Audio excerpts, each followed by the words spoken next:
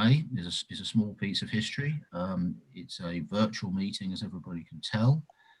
It's available to the public.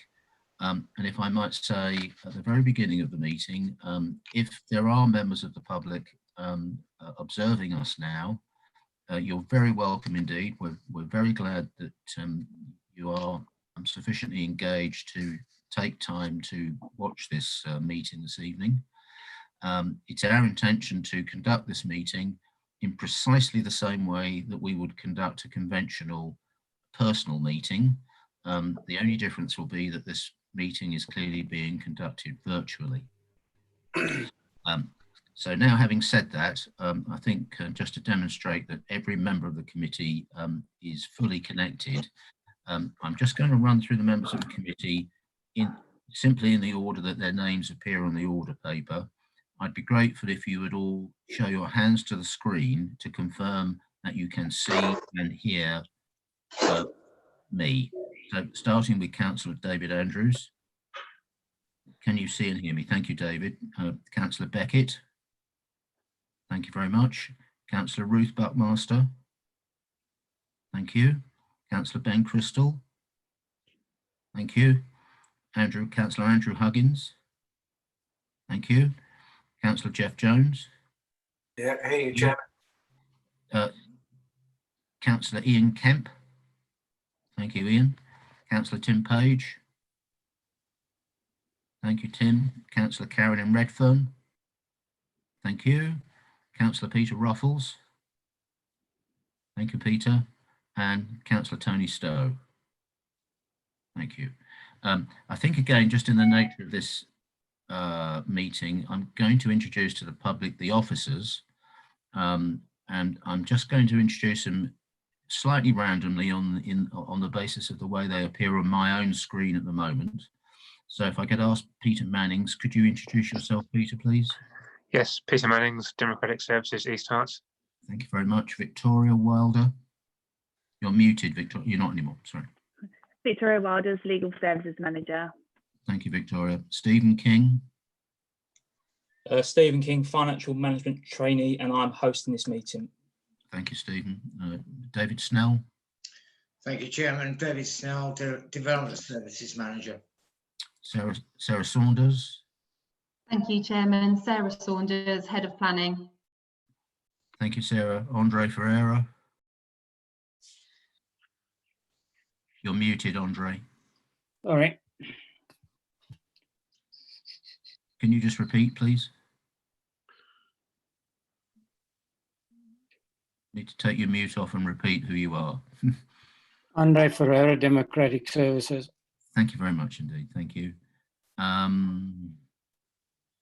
think that's all the officers. And then I think for the benefit of the public, we have one or two members involved in this who are not full members of the committee.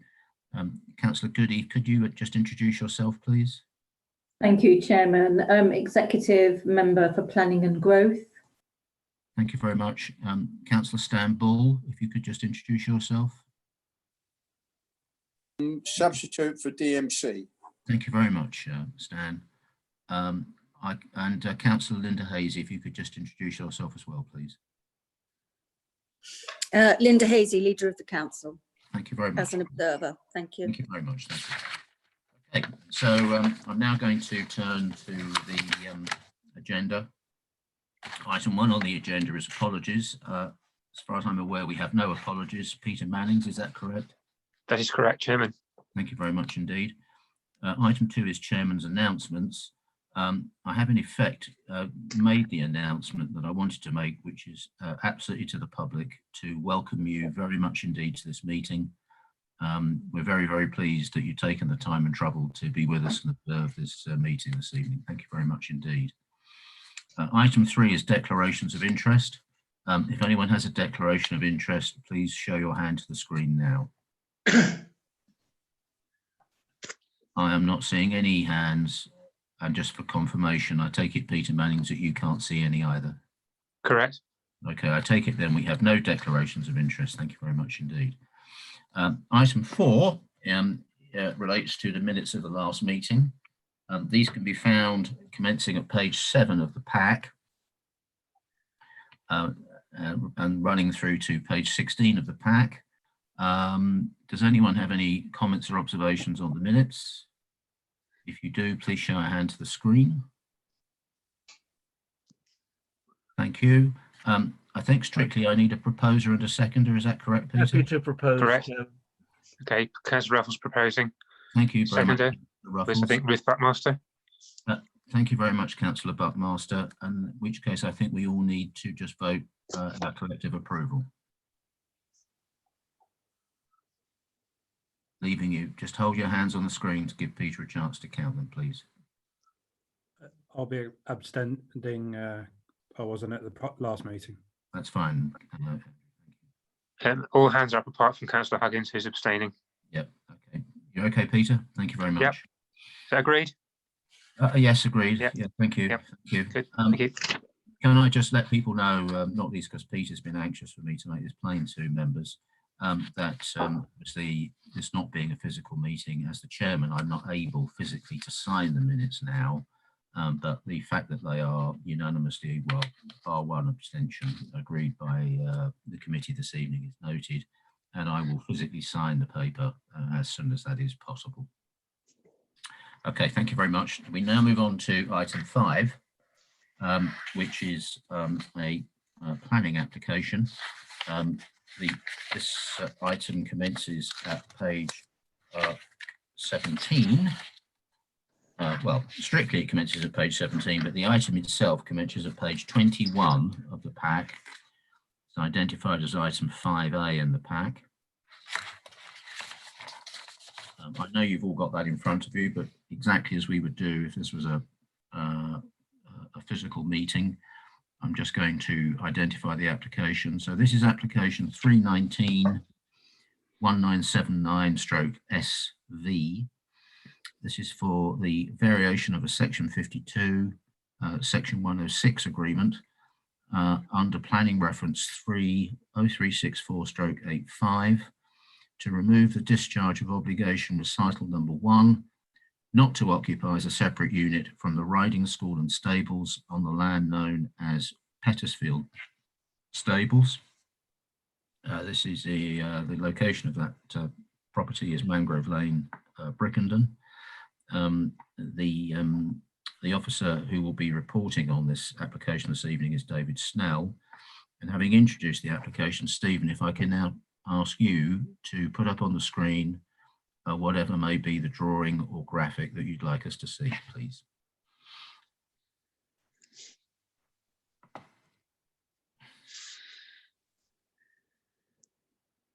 Thank you very much, Stephen. Thank you. Now, I'm advised by Peter Mannings that this evening we do not have either a speaker for or a public speaker against this application. Is that correct, Peter? Correct. That being the case, we will move straight to the presentation by the officer. So if we could hear from you, David Snell, we'd be very grateful, please. Thank you. Thank you, Chairman. Just a small bit of housekeeping, which I've just noticed, and that is to amend the description of the proposal by removing the wording section 106, just to be perfectly technically accurate. It's not a section 106, it is a section 52 under the 71 Act. With that amendment, I'll proceed. The application is for the discharge of a legal agreement requiring the occupier of the dwelling built in the 1980s to be a worker at Petersfield Stables. That's specifically at the stables. The application must be determined in the form of an approval or refusal. This is quite important. It cannot be amended and it cannot be replaced by a different legal agreement. So it's an approval for members or a refusal.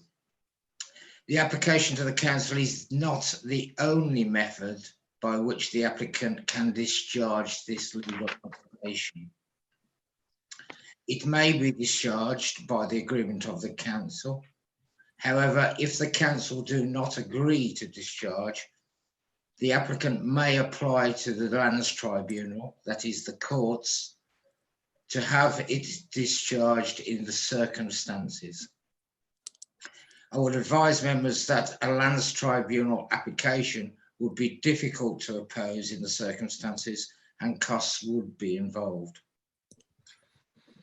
I also have to advise that any legal action by the council in respect of enforcing the agreement, were it not to be discharged, would need to be considered having regard to whether it is expedient and in the public interest to take action, and whether there is a likelihood of success in the circumstances. This would also need to take into account the costs position. I have received 2 questions prior to this meeting from a member, which I will address now so that the committee is aware. And the questions are, firstly, if the stables were to be demolished, would that leave occupation of the dwelling in breach of the agreement? The simple answer to that is yes. Without the second part is, without the agreement, could the stables be demolished or converted? The answer to that, I would advise, is that the agreement would not prevent demolition of the stables.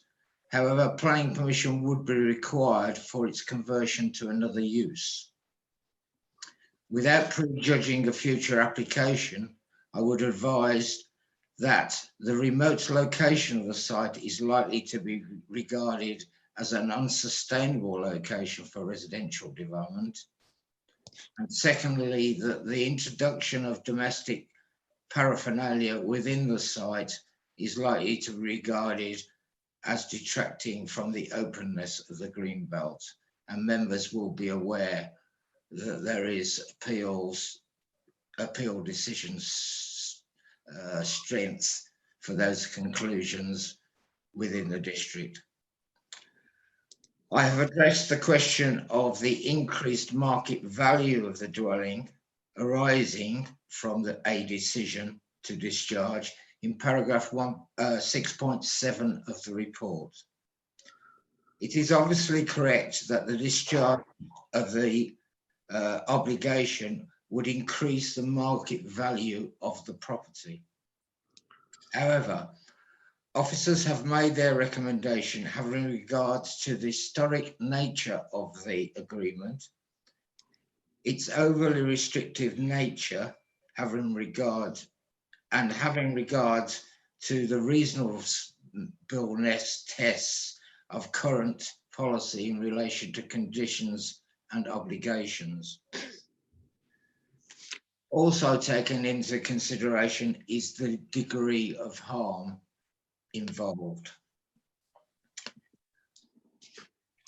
I would advise members that property value is not a material planning consideration, and members should not take this into account in their decision. Thank you, Chairman. Thank you very much, David. As I've already said, we do not have a public speaker either for or against this application. So now throw the floor open to members.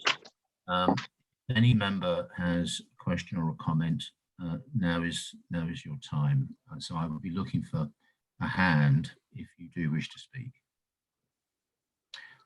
Okay, I've got 3 hands immediately. I'll take them in this order. That's Councillor Page, Councillor Crystal and Councillor Andrew, please.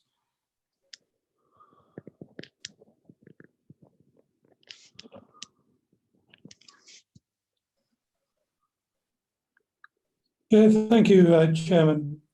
I'm a little, I don't quite understand the answers given by the officer on rather speculative questions. To my mind, this is a situation where rural worker occupancy of the dwelling has become redundant following a change in working arrangements, which engages off-site management.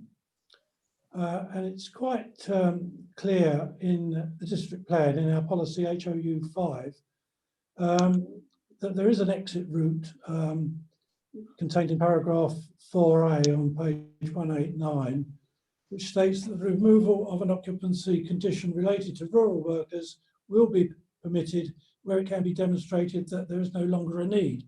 And I think the officer's report demonstrates that that need no longer exists.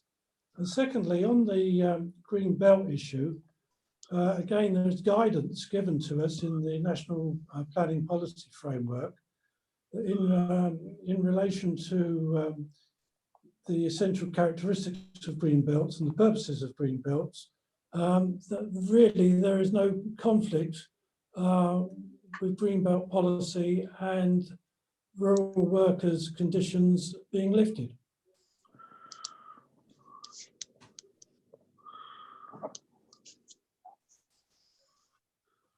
Thank you, Tim. Councillor Crystal.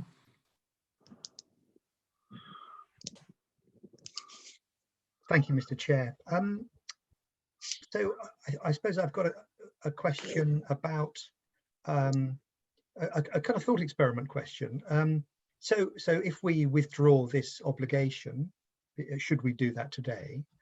And some future owner of the stables decides that, for whatever reason, maybe they they stable horses that require 24-hour medical care, they could, I presume, reapply under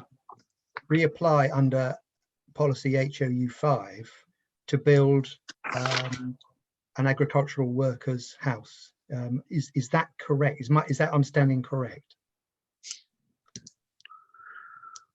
Thank you, Councillor Crystal. Now take Councillor Andrews' question, please, and then we'll let David Snell respond. Thank you. Thank you, Chairman. Well, I was going to raise much of what Tim has raised, and all power to him for getting there first. I mean, this might be considered to be the net result of what is effectively an unintended consequence. Here we are 30-something years past. The business has moved on, the empire has moved on, and I think we must recognise that. And I'm at this stage not uncomfortable with accepting the recommendation. Thank you very much, Councillor Andrews. David Snell, if you want to respond, please. Yes, thank you, Chairman. I can only agree with the responses of Councillors Page and Andrews. The point raised by Councillor Crystal, yes, they could apply for another rural workers dwelling, but under current policy, without prejudging again, I would have to advise you that the scale of the operation these days and with current policy wouldn't justify an on-site rural worker. It wouldn't these days outweigh, in terms of the new government planning policy, that's the MPPF, which wasn't clearly around in 1980s, it wouldn't outweigh the greenbelt harm. So yes, the answer is they could apply, but it would be contrary to policy. Thank you very much, David Snell. Okay, I'm looking again to see if any other members have any comments or questions. Yeah, I see Councillor Jones' hand has gone up. I'll just wait to see if there are any more. No, okay, I can't see any other hands from Councillor Jones. So Councillor Jones, do please ask your question. Thank you.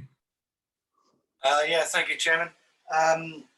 Well, yeah, going by the debate then, and the fact that this was the historic nature of this agreement that the officer pointed out, and I think with this this decision to go with the officer's recommendation, it brings it up to date with current policies in the NNPF and with our district plan policies. So I'm quite happy to recommend that we accept the officer's recommendations. Thank you very much, To approve, that is. Councillor Jones. Now, did somebody just comment there? Could you just put a hand up if that was someone commenting? No? Okay, I can't see any comments. So let me just ask once again, I don't want to miss anybody. Does any member have anything further that they want to say in or contribute? I can't see any hands up, Chairman. Thank you, Peter, nor can I. Okay. So in that case, I think we will now move to a vote. Just before we do, for the benefit of the public, I noticed that Councillor Alistair Ward-Booth has joined us. Just to be clear, so that the public understand, Councillor Alistair is not a member of this committee. He, like Councillor Bull and Councillor Hazy, is with us as an observer. So those observer councillors will not have a vote because they are not members of the of this particular committee. So just allowing for that, so the public is aware. I think I now need a proposer and a seconder, please, for this application. I see Councillor Huggins has proposed. Okay. And Councillor Ruth Buckmaster has seconded. Chairman, Chairman, I'd already proposed. I beg your pardon, Councillor Jones, I take that on board. So Councillor Jones is the proposer and Councillor Huggins is the seconder. Okay. Councillor Buckmaster, you'll have to wait for the next meeting to get an opportunity. Given that the application is proposed and seconded, can I ask for a show of hands, all those in favour?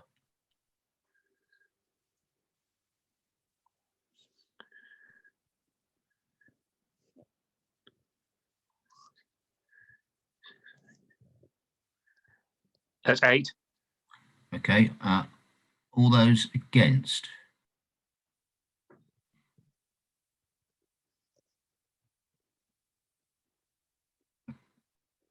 I can't see any hands there, Peter. No. I think there might be an abstention though. Are any abstentions? I thought so. Okay. Yeah. So I think that's one abstention, is that right? Yeah, that's all I can see, yeah. Okay. So that is clearly carried. Excellent, thank you. So this is to confirm that application 319 1979/SV for the variation of a section 52 agreement under planning reference 30364/85 to remove the discharge of obligation recital number 1 not to occupy as a separate unit from the riding school and stables on the land known as Pettisfield Stables. This application is approved and granted. Thank you very much indeed, everybody. Okay, that brings us back to the agenda. We now have item 6, which is items for reporting and noting. No discussion is required on this item. The relevant items for reporting and noting are in the pack, commencing at page 27. That runs right through to page 140. I do see a hand has gone up. This is Councillor Huggins. Your comment, Councillor Huggins? Yes, just briefly, Chairman, just wanting to say my how unfortunate I think it is for the residents of Buntingford High Street with the appeal going against them in terms of the fish and chip shop that's been approved. I do think it's going to be very detrimental to their quality of life, and it is disappointing we've lost that one. That's all. Thank you, thank you, Councillor Huggins. I see Councillor Jones' hand has gone up as well. Yeah, thanks, Chairman. It's pretty much the same. In fact, it's exactly the same. But really, I just wanted to emphasise once again, I think this seems to come up now every month where we have appeal decisions going against recommendations that we've made as a committee. This one, again, 57A High Street, application 1566. Well, I think, in fact, this one was officer refused, I think. Again, goes to appeal and it's allowed. Gets pretty frustrating Chairman, as I've pointed out in previous times. So just wanted to put that on record that really not happy with these appeal decisions. Thank you, Councillor Jones and Councillor Huggins. If I might just say by way of response to that, I think, as we all know, as members of this committee and officers, we work within a system. The system isn't designed by us, it's the system that we have to work with. And that includes planning appeal inspectors. They are independent of us. We have no control over what they conclude. Of course, it's open to us to make representations, and as every member of this committee knows, we certainly do make representations when required. And it is right to say that sometimes the decision of the appeal inspector is very disappointing. But I do think it is fair to say that that as a council, we do the very best we can to try and get the best decisions we can from appeal inspectors. But they are beyond our control and they are independent. So, okay, Councillor Jones, your hand again. Yeah, sorry, Chair. I don't want to go on too much about it, but yeah, it just once again it just shows. You know, we were extremely hard putting together district plans, neighbourhood plans with what we hope are strict policies, and they're there in black and white. An appeal inspector disputes them. We've really, I think we just learned by it that I think we really we have to review our policies in our district and neighbourhood plans and make sure we tighten them up more, because you know, we've been caught out quite often with an appeal inspector seeing it slightly, well, seeing it very differently to as we see it as members and officers. Okay, okay.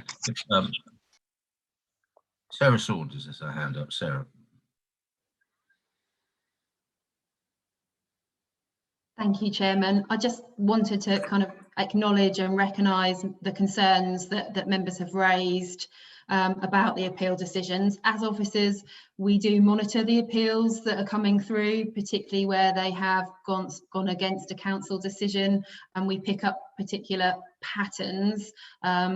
This is something that, you know, we can take away and have another look at as officers. And as you quite rightly mentioned, Councillor Jones, we can obviously look at it where policies need to be reviewed and look at what steps need to be taken.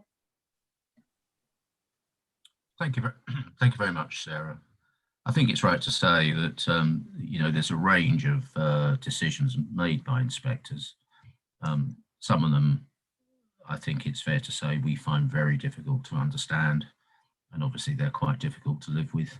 I don't think every inspector decision is necessarily a reflection of our policies. On occasion, it's more a reflection of the approach that an inspector takes, which on occasion we find very, very difficult to comprehend. But nevertheless, Councillor Jones, Councillor Huggins, your points are taken on board, and we appreciate Sarah's response. Thank you very much indeed. Okay, I think that means we've now covered item 6. Which means we have one item left, which is item 7, which is urgent business. I'm unaware that we have any urgent business before us this evening. Can I just check that with Peter Mannings? That's correct. On that basis, I think that we have covered the agenda for the evening. Yes. Which therefore means that I can bring this meeting to a close at 7:29. So the meeting is closing at 7:29. I don't actually have a gavel here, but I'll bang my thumb on the table to finish the meeting. Thank you, Chairman. Thank you very much.